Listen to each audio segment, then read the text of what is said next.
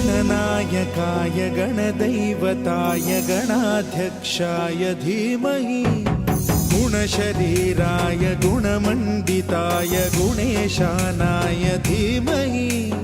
गुणातीताय गुणाधीशाय गुणप्रविष्टाय धीमहि